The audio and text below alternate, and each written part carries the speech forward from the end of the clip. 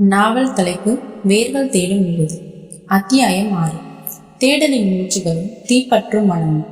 அந்த கிராமத்தின் காலை நேரம் ஒரு கைவண்ணம் தீட்டிய நீர்வர்ண ஓவியத்தைப் போல அத்தனை ரம்மியமாக விடிந்தது.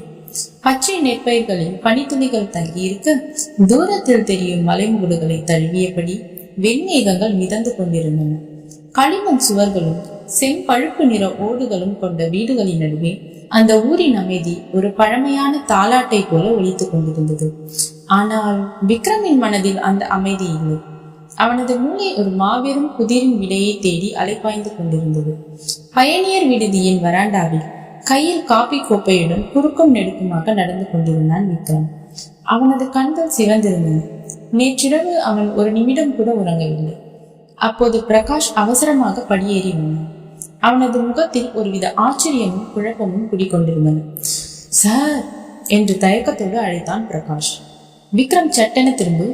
சொல்லு பிரகாஷ், அவளை பத்தி என்ன தெரிஞ்சுக்கிட்ட என்று படபடப்புடன் கேட்டான். சார், நீங்க நினைச்ச மாதிரி அந்த பொண்ணு சாதாரணமான ஆள் இல்ல. ஊருக்குள்ள அவளை பத்தி விசாரிக்கவே பயமா இருக்கு. அவங்க இந்த ஊருக்கு வந்து சரியா 6 வருஷம் ஆகுது. 6 வருஷம்? விக்ரமின் இதயம் ஒரு கணம் துடிப்பதை நிறுத்தி பின் 2 மடங்கு வேகத்தில் துடிக்க தொடங்கியது. பிரகாஷ் தொடர்ந்தான். 6 வருஷத்துக்கு முன்னாடி நிறைமாத கர்ப்பிணியா கையில ஒரு சின்ன பையனோட இந்த ஊர் கோயில் வாசல்ல வந்து விழுந்திருக்காங்க. யார் எந்த ஊருன்னு யாருக்கும் தெரியாது. கோயில் தர்மகர்த்தா தான் இறக்கப்பட்டு அந்த ஒதுக்குப்புறமா இருக்கிற சின்ன ஓட்டு வீட்டை கொடுத்திருக்காரு. அவங்களுக்கு துணையா ஒரு ஆம்பளை பையனோ சொந்தக்காரங்களோ இதுவரைக்கும் அந்த வீட்டு பக்கம் வந்ததே இல்லையா சார். அவங்க புருஷன் என்ன ஆனார்னோ யாருக்கும் தெரியாது. ஆனா ஊருக்குள்ள யாருக்கிட்டையும் ஒரு பைசா இலவசமா வாங்க மாட்டாங்களாம். தையல் மிஷினை வாடகைக்கு எடுத்து ராப்பகலா உழைச்சு அந்த பையனை வளர்க்குறாங்க. பிரகாஷின் வார்த்தைகள் ஒவ்வொன்றும் விக்ரமின் நெஞ்சில் சம்மட்டியால் அடிப்பது போல் இறங்கின. 6 வருடங்கள், தந்தை இல்லாத குழந்தை, யாருமற்ற அநாத நிலை, எல்லாமே அவனது கடந்த காலத்தில் அந்த பயங்கரமான இரவோடு கச்சிதமாக பொருந்தியது. அவனது கைகளில் இருந்த காப்பி கோப்பை நடுங்கியது. ஒருவேளை அந்த இரவு நான் சீரழித்த பெண் இவள்தானா? வருண் என் ரத்தமா? என் வாரிசா? இந்த நினைவை விக்ரமை பைத்தியம் பிடிக்க செய்தது. ஒரு புறம் தன் வாரிசை கண்டுபிடித்து விட்டோம் என்ற இனம் புரியாத ஆனந்தம், மறுபுறம் அந்த மென்மையான பெண்ணுக்கு தான் இழைத்த மாபெரும் அநீதியின் குற்ற உணர்ச்சி அவனை மூச்சு முட்டச் செய்தது. அவளை இப்போதே சென்று பார்க்க வேண்டும், அவளது கால்களில் விழுந்து கதறி அழ வேண்டும் என்று அவனது ஆன்மா துடித்தது. அதே சமயம் வெண்ணிலாவின் வீட்டில் ஒரு சிறிய எரிமலை வெடிக்க தயாராகி கொண்டிருந்தது. நேற்றிரவு வருண் வரைந்த ஓவியமும் அவன் சொன்ன வார்த்தைகளும் வெண்ணிலாவின் மனதை ரணமாக்கி இருந்தன. அந்த பெரும் பணக்காரன் ஏன் தன் மகனை நெருங்க வேண்டும் என்ற கேள்வி அவளை உறங்க விடவில்லை. தன் உலகத்தில் தன் மகனுக்கும் தனக்கும் இடையில் ஒரு நிழல் கூட விழுவதை அவளால் சகிக்க முடியாது. மதியம் 2 மணி. வருண் பள்ளியில் இருக்கும் நேரம். வெண்ணிலா தனது மரப்பெட்டியை திறந்து விக்ரம் கொடுத்த விசிட்டிங் கார்டை எடுத்தார். அதை இறுக்கமாக பிடித்து கொண்டார். அவளது கண்களில் ஒரு மூர்க்கமான கோபம் சுடர்விட்டது. இவனை இப்படியே விட்டா என் வாழ்க்கையை மீண்டும் அழித்து விடுவான். இவன் யார் என்று எனக்கு தெரிய வேண்டும். என் மகனிடமிருந்து இவனை ஒதுக்க வேண்டும் என்று முடிவெடுத்தான். ஊர் எல்லையில் இருந்த அந்த பயணியர் விடுதியை நோக்கி வேக வேகமாக நடந்தாள் வெண்ணிலா. வெயிலின் உக்கிரம் அவளை தாக்கினாலும் அவளது மனதிற்குள் எரிந்து கொண்டிருந்த கோபத்தீயின் முன் அது ஒன்றுமே இல்லை. விடுதியின் மரக்கதவை எந்த முன்னறிவிப்பும் இன்றி வேகமாக தள்ளிக்கொண்டு உள்ளே நுழைந்தாள் வெண்ணிலா. அறையின் நடுவே ஆழ்ந்த சிந்தனையில் நின்று கொண்டிருந்த விக்ரம் அவளை பார்த்ததும் அதிர்ந்து போனான். அவளது கலைந்த கூந்தலும் வியர்வை அருந்திய முகமும் நெருப்பை கக்கும் கண்களும் அவளை ஒரு காளியை போல் காட்டியது. எந்த தைரியத்துல என் பையனை போய் பார்த்தீங்க? அவளது குரல் அந்த அறையையே அதிரச்சது.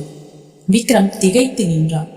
அவனது பல கோடி சாம்ராஜ்யத்தில் அவனை எதிர்த்து மூச்சுவிடவே பயப்படும் மனிதர்களுக்கு மத்தியில் ஒரு சிறிய கிராமத்து பெண் அவனது அறைக்குள் புகுந்து சிங்கமென சீறுவதை அவனால் நம்ப முடியவில்லை. வெண்ணிலா, நான் அவனை ஒரு தற்செயலாகத்தான். விக்ரம் வார்த்தைகளை தேடினான். பொய் சொல்லாதீங்க என்று சீறினாள் வெண்ணிலா. உங்களை பார்த்தாலே தெரியுது நீங்க எதையோ தேடி இங்க வந்திருக்கீங்க. ஆனா அதுக்காக என் பையனை பகடையாக்க நினைக்காதீங்க. அவன் எனக்கு மட்டும்தான் சொன்னான். அவனுக்கு நீங்க சாக்லேட் வாங்கி கொடுத்ததும் உங்க காரை விட்டு என் பின்னாடி வந்ததும் எனக்கு தெரியாதுன்னு நினைச்சீங்களா? விக்ரம் அவளை மெதுவாக நெருங்கினான். அவனது கண்களில் அவளை பற்றி ஒரு ஆழமான குற்றுணர்ச்சியும் அதே சமயம் ஒரு விவரிக்க முடியாத காதலும் பின்னி பிணைந்திருந்தது. வெண்ணிலா, தயவு செஞ்சு அமைதியாகு. நான் உனக்கோ வருணுக்கோ எந்த கெடுதலும் செய்ய நினைக்கல, என்ன நம்பு என்று கூறிக்கொண்டே அவளது கைகளை பிடிக்க முயன்றான். தொட்டு பேசாதீங்க என்று மின்சாரம் தாக்கியவள் போல் பின்வாங்கினாள் வெண்ணிலா. அவள் பின்வாங்கிய வேகத்தில் அங்கிருந்த சிறிய மரமேற்றையில் இடித்து நிலை தடுமாறினாள். அவள் கீழே விழுவதற்குள் விக்ரம் மின்னல் வேகத்தில் அவளது இடையை பற்றி தன் நெஞ்சோடு அணைத்து தாங்கி பிடித்தார். அந்த நொடி காலச்சக்கரம் அப்படியே உறைந்து நின்றது. வெண்ணிலாவின் முகத்திற்கும் விக்ரமின் முகத்திற்கும் இடையில் சில அங்குல இடைவெளி மட்டுமே இருந்தது. இருவரின் மூச்சு காற்றும் ஒன்றோடொன்று கலந்தது.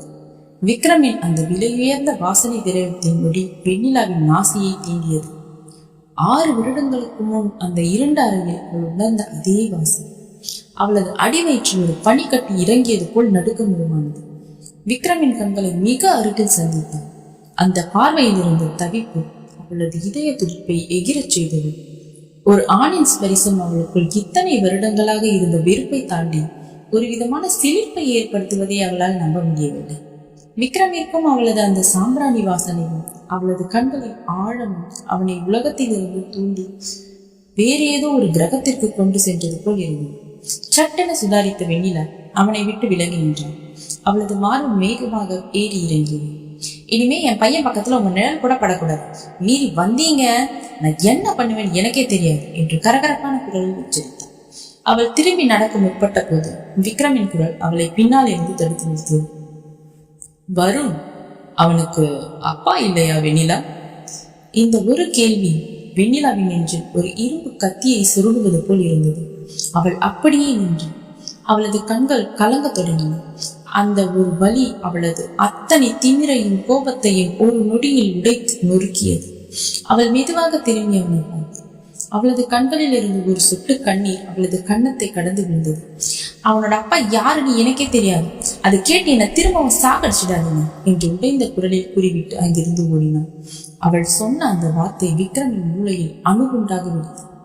அவனது சந்தேகங்கள் அனைத்தும் இப்போது உறுதியாகிவிட்டன. வருண் தன் ரத்தம், தான் தேடிய பெண் இவள்தான். விக்ரம் அந்த அறையின் சுவரில் சாய்ந்து அப்படியே தரையில் சரிந்தான். அவனது கண்களில் இருந்து முதல் முறையாக கண்ணீர் உடைப்பெடுத்து கொட்டியது. நான் என்ன பாவம் செஞ்சேன்?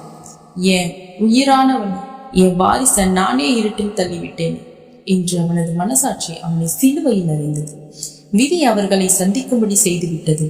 ஆனால் தன்னை சீரழித்தவன் இவன்தான் என்ற உண்மை வெண்ணிலாவிற்கு தெரிந்தால் அவள் அவனை உயிருடன் விடுவாளா?